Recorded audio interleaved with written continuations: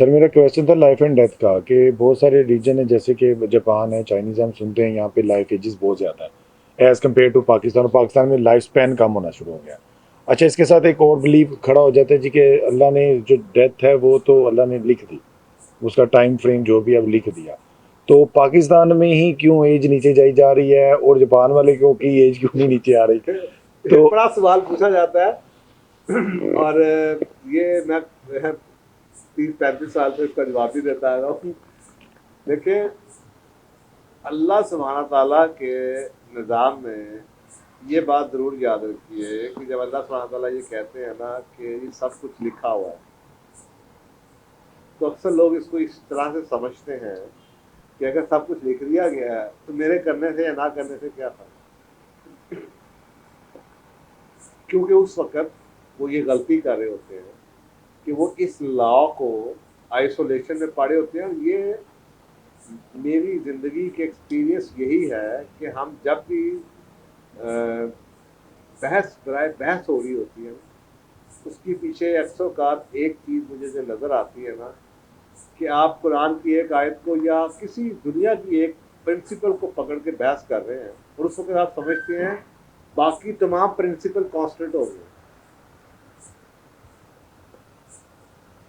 اب جب آپ ایک دلیل کے لیے ایک قرآن کی آیت دیتے ہیں یا کسی حوالہ دیتے ہیں کسی قانون کا، آپ سمجھتے ہیں سارے قانون باقی رک گئے، صرف یہی قانون چل رہا ہے۔ ایسا کبھی بھی نہیں ہوا۔ تو جب اللہ سبحانہ تعالیٰ یہ کہہ رہے ہیں کہ یہ قانون ہے، ہر چیز لوہے محفوظ میں موجود ہے، تو ساتھ اللہ سبحانہ تعالیٰ یہ بھی تو کہہ رہے ہیں کہ you are responsible for your actions. اب ایک عقل والا یہ دونوں چیزوں کو دیکھے گا اور اس میں سے معنی نکالے گا کہ اللہ اگر سب کچھ ہے تو پھر یہ کیا ہے، تو پھر میں کیوں ذمہ دار ہوں؟ تو عقل پھر یہی کہے گی کہ اس کے معنی یہ ہیں کہ اختیار تیرے پاس ہے، لیکن اللہ سبحانہ تعالیٰ کو اپنے علم کی وجہ سے یہ پتہ ہے کہ تو نے کون سا اختیار کرنا ہے۔ آپ کو سوچا نا، ایک آدمی ہے وہ اوپر بیٹھا ہوا ہے، اس کو سب نظر آ رہا ہے، آپ کو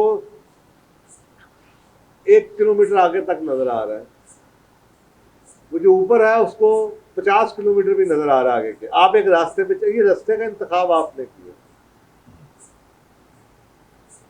اس راستے کا انتخاب آپ نے کیا ہے، لیکن اللہ کو اپنے علم سے یہ پتا ہے کہ اس راستے کا اینڈ کیا ہے، کیونکہ اوپر سے اس کو نظر آ رہا ہے، آپ کو نظر نہیں آ رہا۔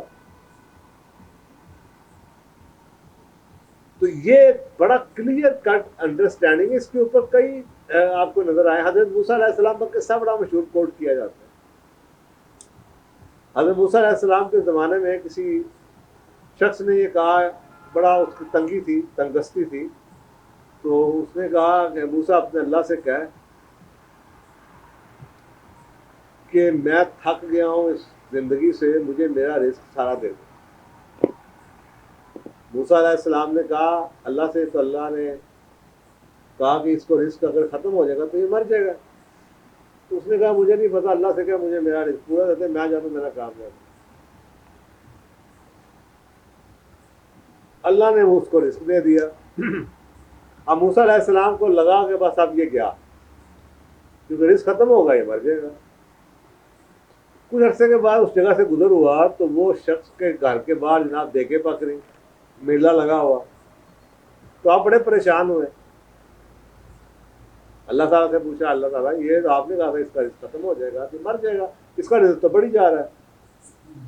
تو حضرت اللہ نے جواب دیا، موسیٰ اس اللہ نے یہ بھی تو کہا ہے کہ جو اللہ کی راہ میں لوگوں کو کھلائے گا اس سے بڑھے گا۔ تو اس شخص نے یہ سوچ کے کہ جو رزق اس کو ملا ہے یہ صرف تھوڑا سا ہے، اس کو بچا لوں تاکہ زندگی لمبی ہو جائے، اس نے یہ سوچ کے کہ یہ جو رزق ہے مر تو جانا ہی ہے، لوگوں کو کھلاؤ، یاشی کرو، اس نے بانٹنا شروع کر دیا۔ اللہ کی یہ شان نہیں کہ اپنا قانون توڑے۔ اب یہ دوسرا قانون چل پڑا کہ ہاں رزق ختم ہوگا تو یہ مرے گا، لیکن رزق ختم ہی نہیں ہوگا، اس لیے کہ وہ بھی اللہ کا قانون ہے کہ بانٹو گے تو 10 گنا ملے گا یا 70 گنا ملے گا، تو اللہ اپنا قانون کیسے توڑے؟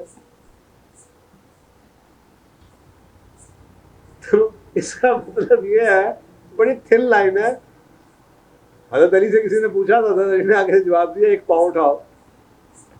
تو اس آدمی نے اپنا ٹانگ اٹھا لی، تو کہا دوسری اٹھاؤ، تو وہ اٹھائی نہیں گئی. تو آپ نے کہا بس یہی ہے، تیرا اختیار اتنا ہی ہے، اس کے آگے اللہ کا اختیار ہے.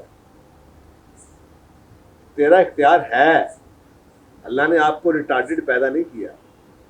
آپ کو کوئی تھپڑ مارتے آپ کیا کرتے ہیں، آپ کا اختیار ہے.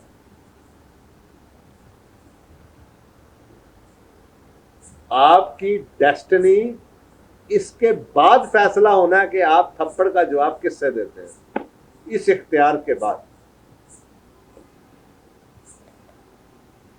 لیکن اللہ کو پتا ہے کہ ابھی آپ نے کیا کرنا ہے.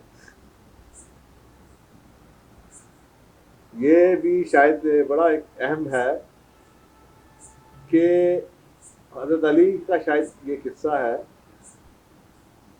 کہ کسی شخص نے شاید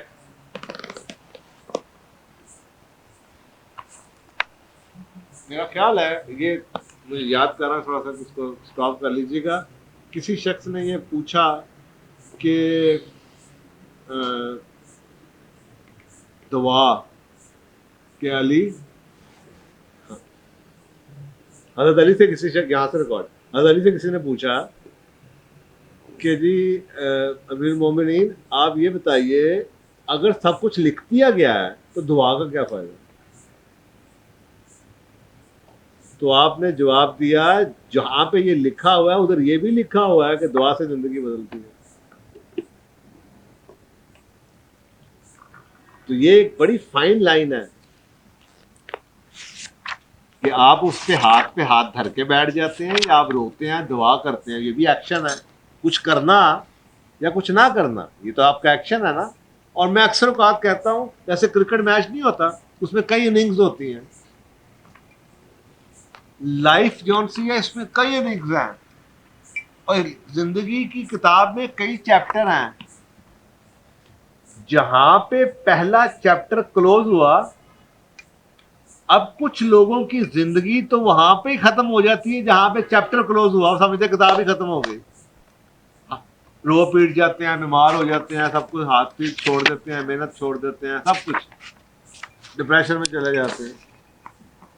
کچھ لوگ ایسے ہیں وہ یہ سمجھتے ہیں کہ ابھی ایک چیپٹر کلوز ہوا ہے، اس چیپٹر کے کلوجر پہ میں جو اب اس کا ریئیکشن کروں گا اگلا چیپٹر وہاں سے شروع ہوگا. جیسے کرکٹ کے میچ میں پچھلی اننگ میں آپ آگے آ گئے، ابھی ایک چیپٹر کا نتیجہ نکلا ہے. اب اس شکست کھانے کے بعد میں نے کیا لکھانا اگلی اننگ میں، ابھی دوسرا چیپٹر میرے ہاتھ میں ہے. تو میں اکثر لوگوں سے کہتا ہوں کہ اپنی زندگی کی کتاب لکھنے کا قلم کسی کے ہاتھ میں مت دیں، خود لکھیں اپنا اگلا چیپٹر. ابھی جو ہوا ہے آپ کو لگ رہا ہے یہ برا ہے، آپ کو لگ رہا ہے یہ تباہی ہے، آپ کو لگ رہا ہے ظلم ہو گیا، لیکن یاد رکھیے یہ ابھی ایک چیپٹر ہے.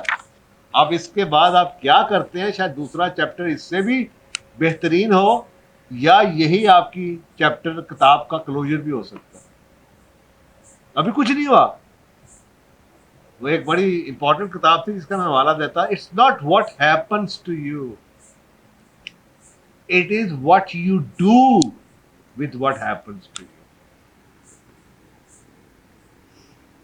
جو ہوا اس سے کچھ نہیں ہوا، جو ہوا اس کے بعد تم کیا کرتے اس سے کچھ ہونا ہے. ایک شخص میرے پاس آیا، میں نے دعا شروع کی اللہ میرا رزق بڑھا دے، میرا رزق بڑھا دے. فائز صاحب یہ کیا ہوا، میری تو نوکری نکل چلی گئی. میں نے کہا مبارک ہو. کہتا کیا مطلب مبارک ہو جی؟ میں نے کہا مبارک ہو، اللہ نے تیری دعا قبول کر دی. کیونکہ یہ تو نہیں ہو سکتا کہ تیرا باس جون سا ہے وہ تجھے صبح آ کے کہے جناب گلے لگاؤ, ملوں, مسٹر سو اینڈ سو, میں نے تمہاری تنخواہ 10 گنا بڑھا دی ہے.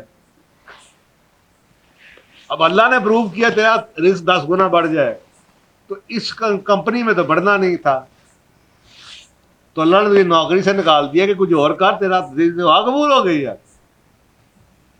اور باقی ایسا ہی ہوا کہ جب اس کو کوئی تھوڑا سا شوق اس کا ختم ہوا اور اس نے دائیں بائیں نظر مارنی شروع کی, تو واقعی اس کی دعا قبول ہوئی تھی. تو ہمیں بعض دفعہ اللہ سبحانہ تعالیٰ کے نظام کو یا ایونٹس کو انٹرپریٹ کرنا بھی نہیں آتا. ہم تو اکثر اوقات میں اکثر لوگوں سے کہتا ہوں, ہم تو اتنے بدقسمت مسلمان ہیں, ہمیں دعا مانگنے کا طریقہ بھی کسی نے نہیں بتایا. ہم مکمل دعاؤں کے باوجود بھی ہماری دعائیں, میں ایک ایسے بزرگ کو جانتا ہوں جن کو تہجد بچپن جوانی سے پڑھتے رہے, اور ساری زندگی دعا مانگتے رہے. اولاد بھی اپنے اپنے گھروں میں چلی گئی, اکیلے گھر میں چلتے رہے. لوگ بچے کہتے رہے ہمارے پاس آ جائیں گے, نہیں جی میں نے اپنے گھر میں رہنا. لوگ کہتے تھے بوڑھے ہو جائیں گے کیا, اور جی چھوڑیں جی اللہ ہے نا بیٹھا ہو. پھر ایک ٹائم ایسا آیا کہ آپ ویل چیئر پہ آ گئے, تو لوگوں نے کہا جناب علی آپ ساری زندگی دعا مانگتے رہے, اتنی آپ نے عبادت کی کہ آپ کو اللہ کسی کا محتاج نہ کرے, ساری زندگی آپ جہاد کرتے رہے کہ میں نے اولاد کے گھر میں نہیں جانا, اور اب اللہ تعالیٰ نے آپ کی یہ بات بھی نہیں سنی. اس نے کہا ہنس کے آگے سے کہتے ہیں اور یار ایہی تے مسئلہ ہے گیا کہ دعا سنی کہ سانوں تو دعا نہیں منگنی آتی. کہتے وہ کی جی, کہنا یار دوجے پاسے میں دعا منگتا رہا کہ اللہ میری اولاد نو بخش دے.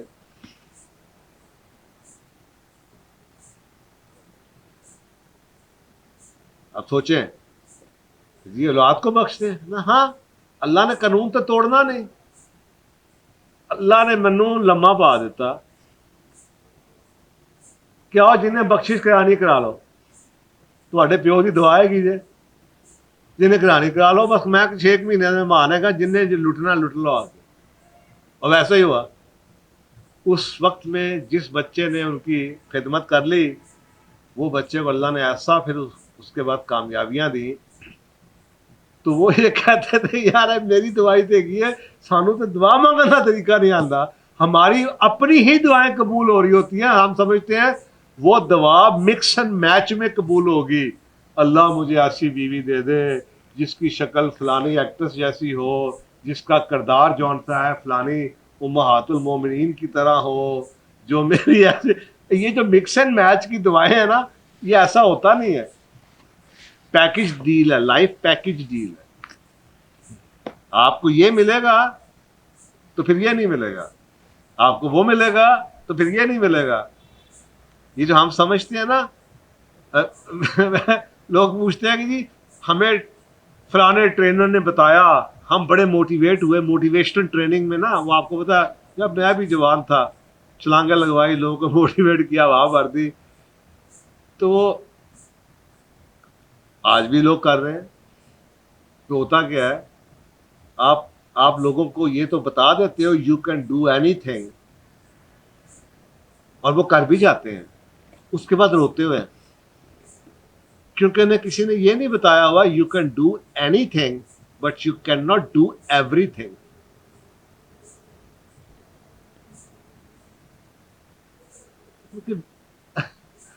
پتہ نہیں میری بات کو سمجھ آئی ہے کہ نہیں آئی.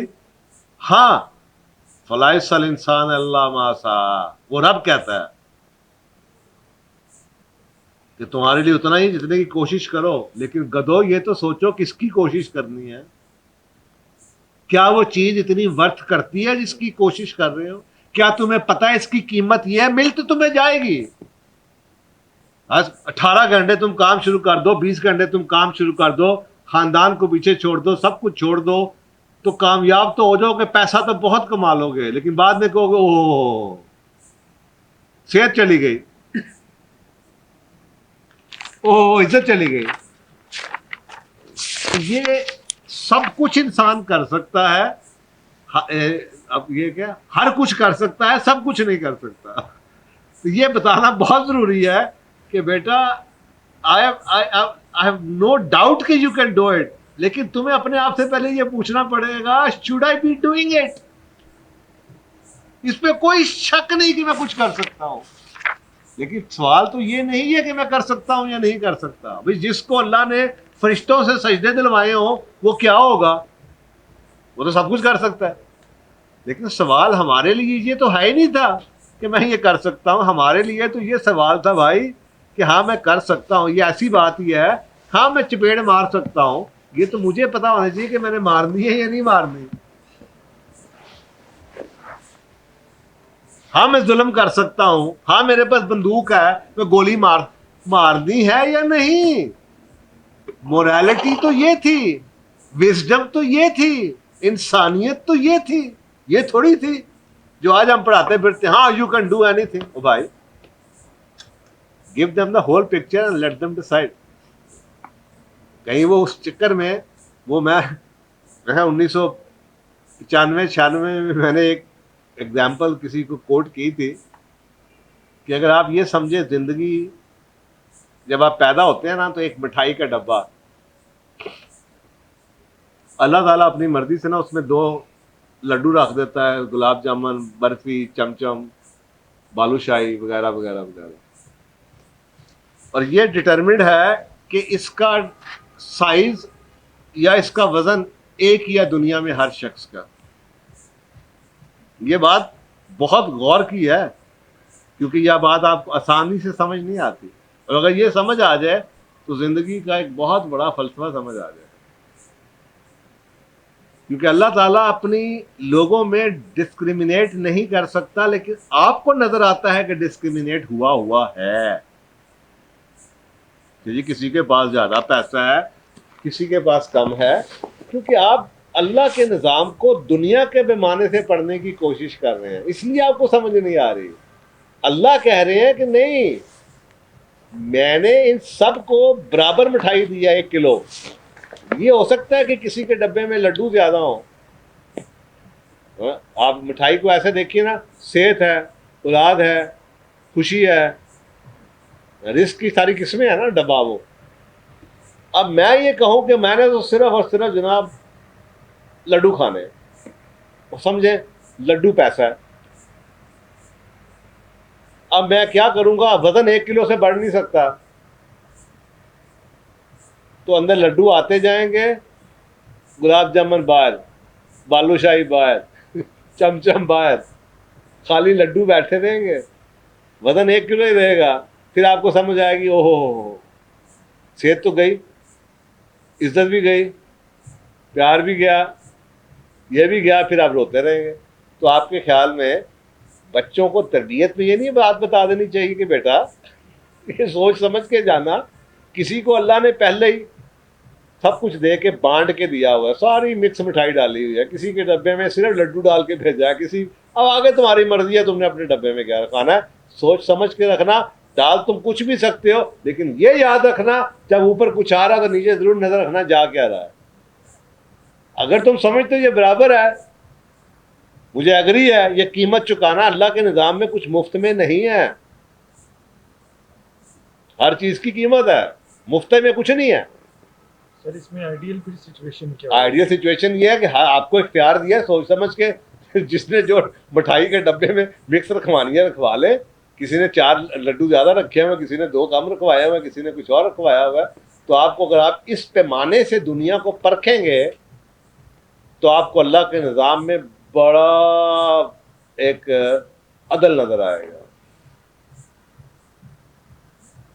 اور پھر آپ کو جو آپ کے پاس ہے اس کو دیکھ کے دل سے الحمدللہ کے علاوہ کچھ نہیں نکلے گا. یہ جو ہماری ناشکری ہے نا اس کی بنیادی وجہ ہی ہے کہ ہمیں یہ قانون قدرت کسی نے پڑھائے نہیں، اور بدقسمتی یا خوش قسمتی سے ہم قدرت کی بنائی ہوئی جگہ پہ رہتے ہیں. اس بنائی ہوئی جگہ کے قانون تو ہمیں کسی نے پڑھائے نہیں. اب ہم 60 سال میں اس سے پہلے کہ کچھ کریں زندگی میں ہم یہ گر پھر کے یہ قانون ہی سیکھتے ہیں، اور بائی دا ٹائم 60 سال میں ہمیں یہ قانون سمجھ آتے ہیں، زندگی ختم ہو چکی ہوتی ہے. ہم یہ یہاں پہ قانون سیکھنے نہیں آئے تھے اس دنیا میں، ہم اس دنیا میں کچھ کرنے کے لیے آئے تھے. ہم گر پھر کے 60 سالوں میں یہ قانون ہی نہیں سیکھ پاتے تو کرنا کرانا تو دور کی بات. ٹھیک ہے، اور اس کے علاوہ